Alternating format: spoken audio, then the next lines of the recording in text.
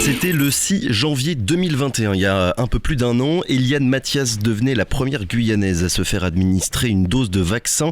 Depuis, entre les oppositions à l'obligation vaccinale des soignants ainsi qu'au pass vaccinal, la campagne patine en Guyane, au point que la région est la dernière de France, loin derrière les moyennes nationales et loin derrière les autres territoires d'outre-mer qui creusent peu à peu l'écart avec la Guyane. Où en est-on donc et qu'est-ce qui ressort de ces derniers mois de vaccination? Pour en parler, nous sommes ce matin avec Guillaume Michet. Bonjour. Bonjour. Merci beaucoup d'être avec nous et d'avoir accepté notre invitation. Guillaume Michet, vous êtes le responsable du centre de vaccination du vaccinodrome de l'Ancre à Cayenne. On va déjà commencer par ce qui peut sembler être un paradoxe dans la situation qu'on vit actuellement. La Guyane, je l'ai dit, région la moins vaccinée de France et pourtant la moins touchée en ce moment par l'épidémie. Taux d'incidence de 2500 au national, 330 en Guyane, 7 fois moins.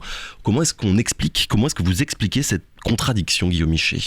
Alors, je ne sais pas si le terme de contradiction il est parfaitement adapté à la situation. C'est vrai qu'on a une cinétique épidémique qui est souvent décalée avec ce qu'on pouvait observer en France. Il y a aussi plusieurs paramètres qu'il faut prendre en compte. Le premier qui me vient à l'esprit à l'issue de votre question, c'est par exemple la densité de population. C'est pas les mêmes, on va dire, les mêmes cinétiques sur un territoire comme la Guyane que sur un territoire métropolitain.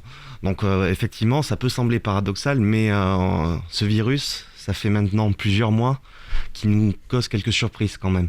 Donc je n'irai pas jusqu'à conclure aujourd'hui que on est totalement ni préservé, ni chanceux par rapport à d'autres territoires, parce qu'on a vu ce qui s'est passé en quelques semaines avec le variant Omicron qui a surpris en fait toute la planète entière et qui est arrivé très vite en Guyane et qui s'est imposé en tant que variant majoritaire en quelques jours. Oui, je vous pose cette question parce que de nombreuses personnes pensent et disent que, bon, après tout, si le vaccin n'empêche pas d'avoir le Covid et n'a même pas d'incidence sur les pics et sur les ralentissements de l'épidémie, à quoi bon se faire vacciner ? C'est des constats qui sont assez partiaux, je trouve, parce que déjà dire que le vaccin n'empêche pas d'avoir le Covid, c'est faux. C'est faux. Le vaccin diminue déjà les chances, et je mets chance évidemment entre guillemets, et je rebondis aussi sur ce que vous me disiez tout à l'heure, on peut avoir tendance à dire que malgré un taux de vaccination qui est relativement faible quand on le compare, bien que comparaison n'est pas systématiquement raison, on a quand même à 383 personnes qui sont décédées de ce virus. Et la semaine dernière, on était avec donc cette vague, cette a priori, je dis bien a priori, fin de vague Omicron. Chaque jour, on avait, vous savez, le fameux questionnaire, enfin pas questionnaire, mais la fameuse fiche envoyée par la préfecture et l'ARS qui comptabilise les décès. On voyait 2 décès, 3 décès, 2 décès. Enfin, c'est malheureux à dire. Donc, on n'est pas encore totalement sorti de cette situation-là. Ça veut dire que finalement, l'impact le plus important qu'on doit tous avoir en tête quand on parle de vaccination, c'est l'influence que la vaccination peut avoir sur le nombre de décès. Il y a l'ARS qui a communiqué en début de semaine les premières conclusions d'une étude menée par le professeur Mathieu Naché. Une 50aine de vies auraient été sauvées en 6 mois, du mois d'avril à septembre dernier, et ce chiffre aurait pu monter à 100 vies sauvées si la couverture vaccinale en Guyane avait été identique à celle de l'Hexagone. Oui, c'est vrai. Bon, c'est une étude, c'est des études parce qu'il y a plusieurs centres qui s'occupent d'estimer justement quel peut être l'effet de la vaccination en termes de vie sauvée. Nous, on s'y attendait, et il n'y a qu'à écouter les témoignages. Je crois que vous receviez un collègue de l'hôpital il y a quelques jours qui disait, une fois de plus, nous on reçoit des patients qui ne sont soit pas vaccinés, soit qui ont un schéma vaccinal qui n'est pas du tout complet. Donc c'est malheureusement c'est un état de fait qui est triste. Et comment ça se fait qu'un argument aussi important, à savoir celui de pouvoir sauver des vies grâce à la vaccination, n'arrive pas à s'imprimer finalement dans le débat public et dans les moyennes, on va dire, guyanaises? Vous utilisez un terme qui est tout à fait adéquat, je trouve, c'est dans le débat public. Et je trouve, et ça c'est on va dire un avis totalement personnel, que associer la notion de vaccination, la notion médicale du moins de vaccination, parce qu'il y a aussi une notion politique derrière sur laquelle moi je suis absolument pas compétent pour en parler, mais associer cette notion-là à la notion de débat, déjà ça me pose, on va dire éthiquement, question. On en discute régulièrement en fait avec les patients qui viennent nous voir, et c'est vrai que bon, il y a ce qu'on appelle les gens qui sont pour et les gens qui sont contre la vaccination. Mais encore faut-il pouvoir avoir derrière un background scientifique pour pouvoir faire le lien entre toutes les données qui sont disponibles aujourd'hui. Et Dieu sait qu'il y en a beaucoup des données qui sont disponibles sur les réseaux sociaux, et c'est la première inquiétude des patients quand ils viennent nous voir. Ils viennent nous demander si ce qu'ils ont lu, ce qu'ils ont vu, ce qu'ils ont entendu, est-ce que c'est vrai ? Est-ce que c'est pas vrai ? Pourquoi, dans ces cas-là, c'est sorti ? Pourquoi on en parle si c'est pas vrai ? Pourquoi il y a un tel ou tel professeur qui a parlé dans les médias en disant que la stratégie qui est actuellement utilisée dans les centres de vaccination n'est pas bonne ? Donc voilà, nous, notre travail, qui est parfois un peu ingrat, c'est de remettre l'église au centre du village et de renouer, d'essayer de faire renouer entre la réalité scientifique et la réalité de terrain. Mais avec un débat, du coup, je réutilise le terme qui peut parfois être compliqué entre des personnes qui parlent sans avoir aucune connaissance médicale et parfois des personnes qui ont des compétences médicales et qui peuvent se tromper comme n'importe qui. Exactement, et vous faites là en fait ce qui est un descriptif aussi du consensus scientifique, c'est-à-dire que avant d'émettre des règles, des recommandations, les éminents professeurs de telle ou telle spécialité se réunissent, se rassemblent, discutent, débattent entre eux, entre personnes extrêmement compétentes, bien plus compétentes que moi, sans aucun doute. Mais c'est des gens qui, en fait, déjà, entre eux, se mettent d'accord pour pouvoir édicter des recommandations. Et c'est vrai que, durant cette crise, on a des personnalités qui sont sorties du lot et qui ont proposé des conclusions qui étaient, somme toute, assez hâtives, et qui n'étaient absolument pas dans le consensus scientifique. Et c'est en ce sens-là que nous, on est mis en difficulté, parce qu'il y a quelques individualités qui tiennent un discours qui n'est absolument pas corroboré ni validé par l'immense majorité de la communauté scientifique. On essaiera justement dans quelques minutes de revenir un petit peu point par point sur tous les points, sur tous les détails qui reviennent dans les discussions autour de cette question-là. J'ai regardé les chiffres, On était hier, selon les données transmises par les autorités sanitaires, à 40,7% de Guyanais de plus de 12 ans qui sont désormais vaccinés. Il y a un mois, c'était 39,7%, un petit pourcentage de plus seulement entre début janvier et début février. On le sait, la campagne de vaccination, elle avance doucement en Guyane, mais là, un tel ralentissement, ça s'était déjà vu depuis le début de la campagne de vaccination, il y a plus d'un an maintenant. Oui, alors ça s'était déjà vu, on en avait discuté il y a quelques mois tout à fait. À votre micro, et c'est vrai qu'on avait cette sensation de patiner un peu de notre côté, c'est-à-dire que là, pour rien vous cacher, on fait des journées en fait entre 90 et 120 rendez-vous, enfin 120 personnes qui viennent. On a des gens qui prennent rendez-vous qui viennent pas, on a aussi des gens qui continuent à se présenter sans rendez-vous au centre, donc c'est des gens qu'on accepte. Donc ça reste des chiffres assez bas en termes de fréquentation, mais vous l'avez rappelé tout à l'heure, ça fait maintenant presque une année que le centre de vaccination est ouvert. Je regardais la semaine dernière les chiffres de rendez-vous qui ont été pris. On sait pas forcément des rendez-vous qui ont systématiquement été honorés, mais en termes de rendez-vous pris, au centre de vaccination de l'Ancre, c'est 150 000 rendez-vous pris. Alors que vous disiez 120, c'est ça à peu près 120 par jour, alors que au plus fort de votre activité, vous situiez à peu près à combien ? On touchait les 600. D'accord. On touchait les 600 de manière assez régulière. Mais il y a quelques semaines, c'était le cas. On était entre 400 et 500 parce qu'il y a eu cette campagne de rappel, parce qu'il y a eu aussi le variant Omicron. Quand on s'était vu la dernière fois, on était, on va dire, sur la phase descendante du pic Delta, du variant Delta. Et c'est vrai qu'on se disait, bon, maintenant on en a terminé avec Delta, Omicron est arrivé et malheureusement nous a mis en difficulté. Il y a une certaine forme de lassitude dans vos équipes quand vous voyez ces chiffres qui sont à la traîne. De lassitude, je n'utiliserai pas ce mot, mais c'est vrai que on va dire qu'on est, sans dire qu'on est inquiet, on se pose quand même des questions. On se dit, encore on aurait 80-90% de la population qui serait engagée. Je ne dis pas qu'il y aura un schéma vaccinal complet, attention, mais qui au moins s'engagerait dans la campagne. Donc au moins une dose, c'est bien ça, voilà, ça veut dire ça. Qui commence à venir nous voir. Parce que nous, je veux vraiment le répéter, on est vraiment dans une démarche en fait, de pédagogie avec les patients. Je dis avec vous, je m'adresse aux personnes qui nous écoutent. Le but, c'est d'abord de discuter. On n'est pas là on n'est pas une machine à vacciner, bien qu'on soit en centre de vaccination. On est là aussi pour répondre aux questions. Un centre d'information, finalement, en quelque sorte. C'est une sorte d'activité un peu détournée, puisque on est considéré par beaucoup comme le dernier interlocuteur de la chaîne de soins sur ces questions-là de l'épidémie de Covid. Donc c'est vrai qu'on fait beaucoup d'informations aussi. Ça fait 1 an, hein, on l'a dit, un peu plus d'1 an que le vaccin est arrivé en Guyane. La Guyane, on l'a déjà dit, mais je le répète, la région la moins vaccinée de France est de loin.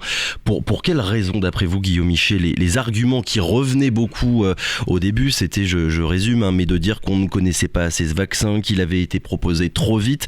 Aujourd'hui, 1 terrien sur 2 est vacciné, plus de la moitié de la population mondiale. D'où il vient le problème ?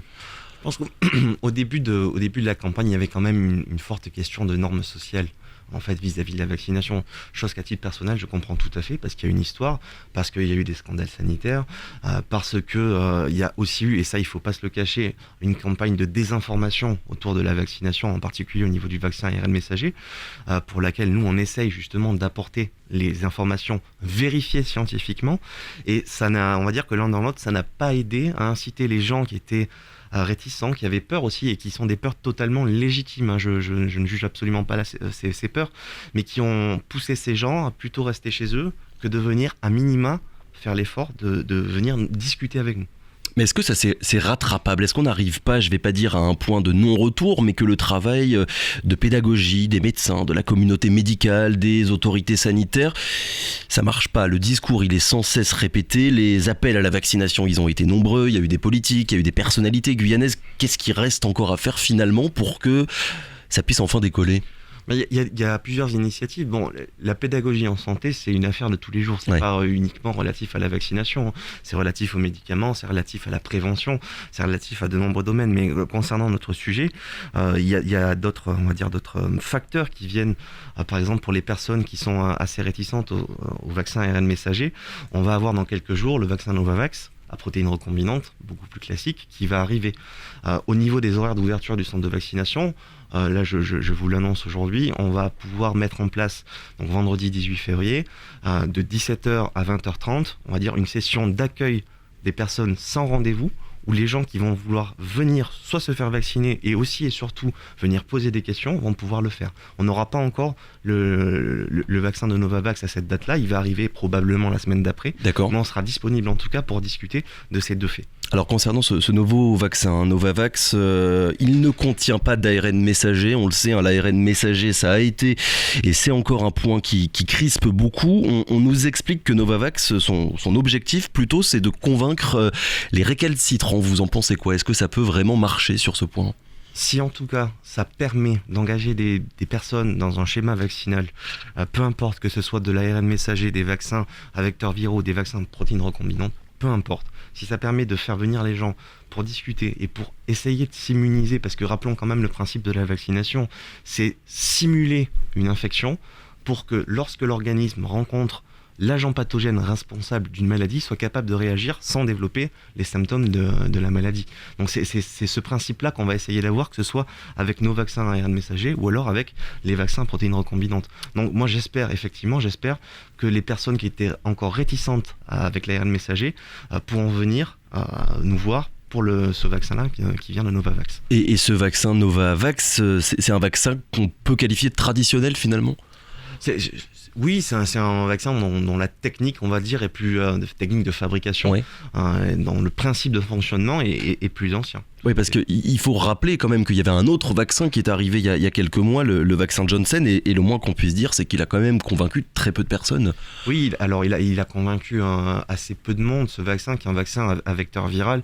Il y a eu aussi toute une histoire, on va dire, de timing, parce que quand le vaccin est arrivé, on a également eu des recommandations qui incitaient très vivement à prendre un vaccin à ARN messager en rappel de ce vaccin-là. Oui. Donc les gens qui venaient en fait prendre ce vaccin pour éviter d'avoir à prendre le vaccin à ARN messager, ils se sont sentis, on va dire, un peu pris au dépourvu. Donc c'est une bonne chose qu'on ait un vaccin en l'état de Novavax qui vienne et qui soit, on va dire, le seul qu'on utilisera pour faire un schéma vaccinal Novavax. C'est-à-dire qu'il y aura une injection, 3 semaines d'attente, une deuxième injection pour le Novavax.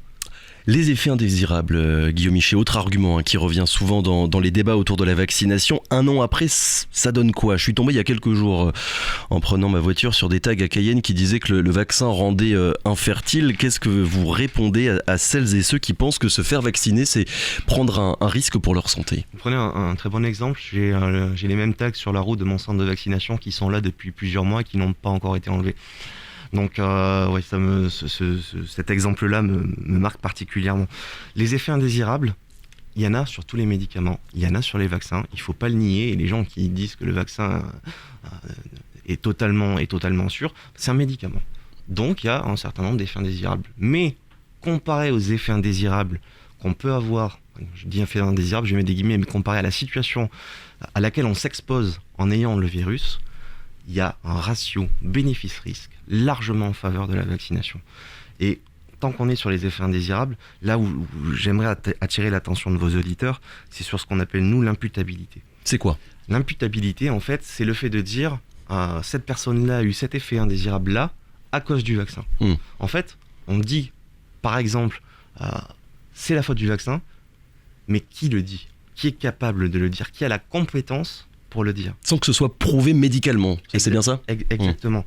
Et en fait, ça, c'est un travail de médecin à l'hôpital, ou de médecin, de dire, oui, il y a des chances pour que ce soit effectivement ce médicament-là qui vous ait provoqué cet effet indésirable. Mais ça reste toujours, si vous voulez, une décision, un avis d'ordre médical. Est-ce que, pour rebondir là-dessus, est-ce qu'il n'y a pas eu un loupé généralisé, et je vais pas le cibler uniquement sur la communauté médicale, sur les politiques, sur les autorités sanitaires, pour les médias aussi également, depuis un an, dans toutes les discussions qu'il y a pu y avoir, pas que autour de la vaccination, mais aussi autour du Covid, est-ce qu'il n'y a pas eu un loupé dans la pédagogie à faire autour de toutes les questions médicales ? C'est une drôle de bonne question, une drôle de bonne remarque, parce que ça sous-entendrait de faire un peu le procès des médias dans le cadre de la communication au niveau du Covid. Alors effectivement, il y a certains médias mainstream de grande échelle qui sont spécialisés dans l'invitation de ce qu'on pourrait appeler des personnalités polémiques, qui dans leurs propos sont assez certains et qui ont une certitude proportionnelle à leurs compétences sur le niveau médical. Ce qui me pose problème. Mais non, je pense qu'à notre échelle en tout cas, on aura fait le maximum pour essayer de prouver aux gens qu'en termes de pédagogie, avec les médias, on soit capable d'expliquer à toutes les personnes qui en font la demande les effets indésirables, comme vous l'avez dit, le principe des vaccins, c'est important que les gens comprennent. Mais non, je n'ai pas envie de faire le procès des médias, parce que je pense que avec les professionnels de santé, les médias aussi ont fait partie des institutions les plus agressées par cette crise. Oui, depuis un an, je peux le confirmer. Dernière question, Guillaume Miché. Depuis la fin du mois de décembre, la campagne de vaccination elle a été élargie à l'ensemble des enfants de 5 à 11 ans. C'est pas obligatoire, hein. Il faut l'accord d'au moins un des parents. Comme l'an dernier, quand le vaccin a commencé à être administré, ça commence et ça part très doucement. Moins de 4% des 5-11 ans ont reçu au moins une injection partout en France. En Guyane, ça donne quoi au centre de vaccination ? Vous voyez des enfants qui viennent avec leurs parents pour se faire vacciner ? On en voit tout à fait. D'ailleurs, aujourd'hui, on est mercredi, c'est une des journées pour laquelle on accueille les enfants. Non, ça a démarré. On en a vacciné plusieurs dizaines déjà depuis fin décembre. Donc pareil, c'est une question d'immunisation. Il faut que les enfants puissent également être immunisés. Et ils n'ont pas une dose d'adulte. Ça aussi, c'est important de le préciser. On ne met pas la même dose de médicaments à un adulte qu'à un enfant. Donc, ils ont des vaccins spécifiques, ce qu'on appelle des vaccins pédiatriques, qui sont étudiés pour eux et qui sont sûrs pour eux. Et vous ne pensez pas que l'arrivée de ce traitement, le Paxlovid, traitement contre le Covid-19, il va motiver encore moins de personnes qu'avant à se faire vacciner ? Alors, si vous me tendez la perche sur le Paxlovid, c'est un médicament. Hein. Donc, c'est important de préciser que c'est un médicament qu'on utilise chez les personnes. Donc il y a une recommandation chez les personnes qui sont à risque de développer une forme grave. Donc c'est un médicament qui ne pourra pas être donné à tout le monde et qui surtout ne sera pas donné en préventif. C'est vraiment une fois que les symptômes apparaissent, c'est qu'on est au plus mal. On essaie justement de le donner avant que la personne soit au plus mal pour éviter. C'est un médicament contre le virus qui pharmacologiquement agit contre le virus. Mais effectivement, c'est pas un médicament qui a vocation à être distribué à tout le monde en prévention de la maladie. Absolument pas. Pour ça, il y a le vaccin. Pour terminer, est-ce que vous pourriez rappeler les horaires du centre de vaccination, Guillaume Miché, avec, vous l'avez déjà dit, cette session nocturne qui aura lieu donc vendredi prochain ? Vendredi 18, pas ce vendredi-là, donc voilà. le vendredi d'après. Alors, les horaires ont un tout petit peu évolué, donc on est ouvert les lundis, les mardis et les jeudis de 7h à 15h et on prend les 100 rendez-vous sur une fourchette allant de 10h à 13h. Et concernant les mercredis, les vendredis et les samedis, on est ouvert de 7h à 17h. Guillaume Michet, merci beaucoup d'avoir été avec nous ce matin. On le rappelle, vous êtes le responsable du centre de vaccination de l'Ancre à Cayenne. On vous réinvitera dans les mois qui viennent pour faire à nouveau un point sur l'évolution de la campagne de vaccination. Merci encore. Bonne journée. Radio Pays.